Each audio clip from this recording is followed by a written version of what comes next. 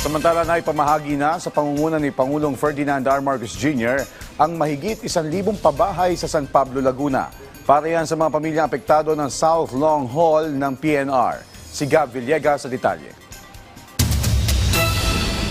Pinangunahan ni Pangulong Ferdinand R. Marcos Jr. ang pag-award sa mga bagong housing unit ng National Housing Authority sa St. Bart Southville Heights sa San Pablo City sa Laguna. Present sa nasabing seremonya ang ilang opisyal ng pamahalaan, gayon din ang mga local chief executives.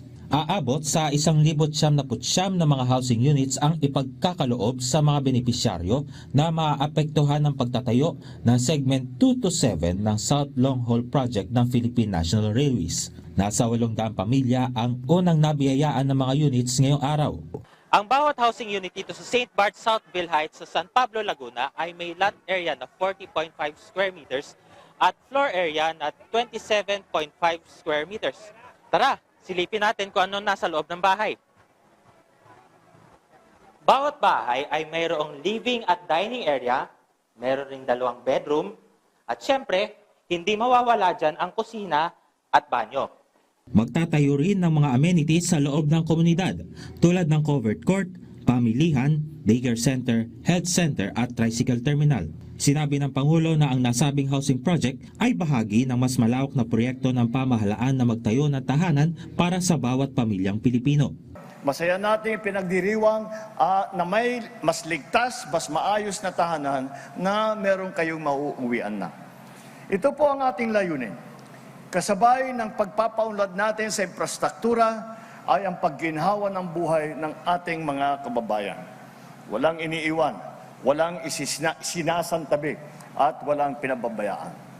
Nais rin ni Pangulong Marcos na bumuo ng mga komunidad na may maayos na tahanan at kumpletong pasilidad. Ibinahagi rin ng Pangulo na nilagdaan nito noong nakaraang Mayo ang Republic Act 12216 o ang pagpapalawig sa charter ng NHA ng karagdagang 25 taon. Ayon kay NHA General Manager Joventay, nasa 10,000 pamilya ang matatamaan ng PNR South Long Haul Project na babagtas mula Calamba, Laguna hanggang Legazpi City sa Albay. Tuloy-tuloy rin ang paglilipat ng mga apektadong residente sa mga housing site. Ongoing naman po yung pagta-transfer kasi alam niyo naman po hindi po ganun kabilis mag-transfer.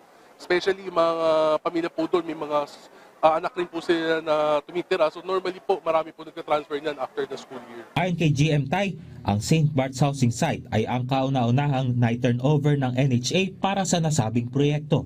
Mayroon pang 8 housing project ang nakapila para sa mga residenteng apektado ng South Long Haul Project ng PNR sa Quezon. Buo rin anya ang suporta ng ahensya sa pambansang pabahay para sa Pilipino o 4PH program ng pamahalaan.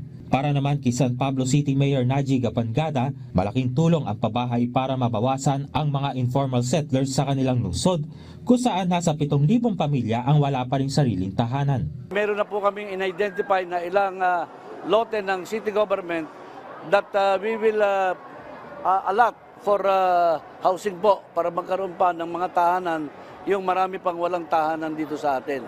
Labis ang pasasalamat ng sorbetero na si Mang Gregorio na isa siya sa nakatanggap ng bahay mula sa pamahalaan. Kami nagpapasalamat po kay Presidente kasi yung kami galing po kami release sa San Gregorio.